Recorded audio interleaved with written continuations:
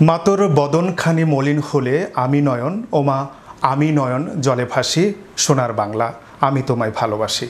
মধুমাখা এই কণ্ঠে মুখরিত ছিল লন্ডনের ওয়েস্টমিনিস্টারে অবস্থিত ব্রিটিশ সংসদের সম্মুখভাগ।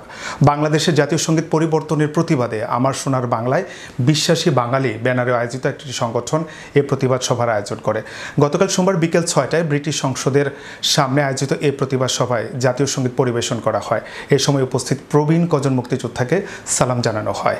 লাখো শহীদের রক্তের বিনিময়ে অর্জিত আমাদের স্বাধীনতা, আমাদের পতাকা এবং আমাদের জাতীয় সঙ্গীত আজ হুমকির মুখে। সেখানে রুখে দাঁড়াতে আমরা সবাই এখানে আসছি আমাদের জাতীয় সঙ্গীত সমুন্নত রাখার জন্য এবং জাতি এবং বাংলাদেশকে সমুন্নত রাখার জন্য আমরা এখানে জমায়েত হয়েছি। আসলে আমার সোনার বাংলা আমাদের হৃদয় স্পন্দন। আর যখনই এই সোনার বাংলার উপরে আমরা দেখছি যে একটু কালো হাতের ছায়া, আমরা এই কালো হাতের ছায়া পড়তে দেব না। আর আমাদের হৃদয় স্পন্দনকে আমাদের ধরে রাখতে হবে। ৩০ লাখ শহীদের রক্তের বিনিময়ে এই জাতীয় সঙ্গীতকে আমরা প্রতিষ্ঠিত করেছি, ৫০ বছর ধরে পরিচালিত করেছি। এর পরিবর্তনের যে কোনো অপচেষ্টা প্রতিহত করার জন্য বিশ্বজুড়ে আমরা বাঙালিরা এই গান গেয়ে যাব।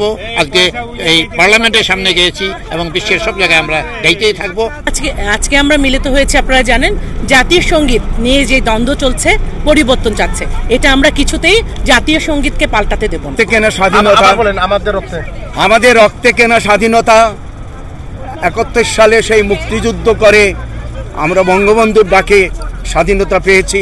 আমাদের সংবিধান, আমাদের জাতীয় সঙ্গীত, আমাদের জাতীয় পতাকা অক্ষুণ্ণ থাকবে। কোনো অপশক্তি নেই এটাকে সরাতে পারে, ওটাকে নষ্ট করতে পারে। যতদিন